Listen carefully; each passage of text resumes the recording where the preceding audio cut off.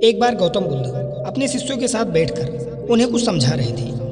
बुद्ध के सभी शिष्य बुद्ध को बड़े ध्यान से सुन रहे थे। बुद्ध और उनके सभी भिक्षु यह देखते हैं कि उनकी तरफ एक आदमी बहुत तेजी से आ रहा है। वह आदमी बहुत क्रोध में है और वह कुछ बड़बड़ाता आ रहा है। उस व्यक्ति को देखकर गौतम बुद्ध के कुछ शिष्य समझ जाते हैं कि यह व्यक्ति कुछ गलत करने के उद्देश्य से महात्मा बुद्ध के पास आ रहा है। इसीलिए गौतम बुद्ध के दो शिष्य दौड़कर उस आदमी के पास चले जाते हैं और उसे रोक लेते हैं और उस आदमी से पूछते हैं, तुम कौन हो? तुम्हें किससे मिलना है? वह व्यक्ति गौतम बुद्ध के शिष्यों से कहता है, मेरे मार्ग से हट जाओ, आज मैं इस बुद्ध को सबक सिखाकर ही रहूँगा। उस व्यक्ति की बात सुनकर गौतम बुद्ध के शिष्य उस व्यक्ति को शांत करने की कोशिश करते हैं, पर वह व्यक्ति शांत नहीं होता। बुद्ध उस व्यक्ति को देखते हैं और मुस्कुराते हैं और अपने शिष्यों से कहते हैं, मेरे प्रिय भिक्षुओं, उसे मेरे पास आने दो, वह मुझसे कुछ कहना चाहता है। बुद्ध की आज्ञा का पालन करते हुए बुद्ध के सभी भिक्षु उस व्यक्ति के मार्ग से हट जाते हैं और वह व्यक्ति महात्मा बुद्ध के पास आकर खड़ा हो जाता है। जैसे ही व्यक्ति बुद्ध के पास पहुंचता है, वह बुद्ध को गालियां देना शुरू कर देता है। बुद्ध उस व्यक्ति की गालियों को सुनते रहते हैं, परंतु उसे कोई उत्तर नहीं देते। बहुत देर तक बुद्ध को गालियां देने के बाद वह व्यक्ति अपने मन में सोचता है कि मेरी गालियों का तो बुद्ध पर कोई असर नहीं हो रहा। इसीलिए उस व्यक्ति का क्रोध और भी ज़्यादा बढ़ जाता है और वह व्यक्ति महात्मा बुद्ध के ऊपर थूक देता है। उसके बाद बुद्ध एक कपड़ा उठाते हैं और उस थूक को अपने हाथों से पोंछ लेते हैं। यह देखकर गौतम बुद्ध के सभी भिक्षु क्रोध से भर जाते हैं, पर बिना बुद्ध की आज्ञा के कोई भी भिक्षु अपना क्रोध प्रकट नहीं करता। वह व्यक्ति दोबारा से बुद्ध के ऊपर थूकता है और महात्मा बुद्ध दोबारा से एक कपड़ा उठाते हैं और उस थूक को साफ कर लेते हैं और मुस्कुराकर उस व्यक्ति से कहते हैं, मित्र, क्या तुम कुछ और कहना चाहते हो?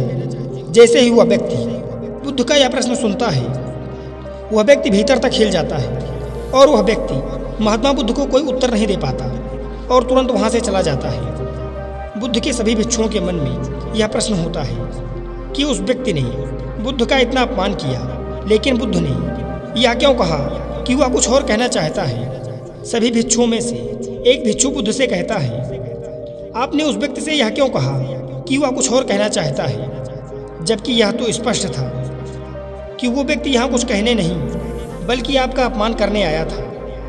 क्या आप उसके द्वारा किए गए अपमान को देख नहीं पाए?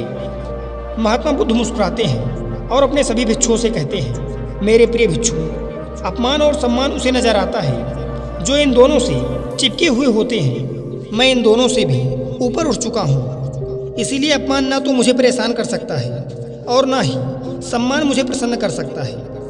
वह व्यक्ति बुद्ध का अपमान करके अपने घर तो चला जाता है, लेकिन वह पूरी रात सो नहीं पाता। उसके मन में सिर्फ यही प्रश्न घूमता रहता है कि मैंने बुद्ध का अपमान किया, उन्हें गालियाँ भी दी, फिर भी उन्होंने मुझसे यह क्यों पूछा?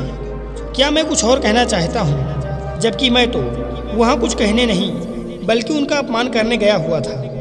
अगले दिन वह व्यक्ति सुबह सुबह जल्दी उठकर बुद्ध के पास पहुँचता है और उनके चरणों में लेट जाता है। बुद्ध के सभी शिष्य उस व्यक्ति को देखकर आश्चर्यचकित होते हैं। जो व्यक्ति कल बुद्ध का अपमान करके गया हुआ था, वह आज रो रहा है और बुद्ध के चरणों में पड़ा हुआ है। बुद्ध उस व्यक्ति को उठाते हैं और उस व्यक्ति से कहते हैं, मित्र, क्या तुम कुछ और कहना चाहते हो? इतने में ही बुद्ध का एक भिक्षु बुद्ध को टोकता है और पूछता है कि बुद्ध, जब यह व्यक्ति कल आपका अपमान कर रहा था तब भी आपने यही बात कही थी, क्या तुम्हें कुछ और कहना है? और आज यह व्यक्ति आपके चरणों में पड़ा रो रहा है, तब भी आप यही बात कह रहे हैं, इसका क्या अर्थ है? कृपया कर आप हमें समझाएं। बुद्ध कहते हैं कि बात को कहने के लिए शब्द असमर्थ हैं। कल भी यह व्यक्ति मुझसे कुछ कहना चाहता था, पर इसके शब्द असमर्थ थे, इसीलिए क्रोध में आकर उसने मुझ पर थूक कर वह बात कहने का प्रयास किया और आज भी शब्द असमर्थ हैं। इसके आंसू कह रहे हैं जो यह कहना चाहता है। उसके बाद वह व्यक्ति बुद्ध से कहता है, बुद्ध, मुझे क्षमा कीजिए, मैंने आपका अपमान किया है। बुद्ध कहते हैं, तुम्हें क्षमा मांगने की कोई आवश्यकता नहीं है, क्योंकि क्रोध भी तुमने किया और उसकी पीड़ा भी तुमने ही पाई। इसमें तुमने दूसरे किसी को क्या नुकसान पहुंचाया है?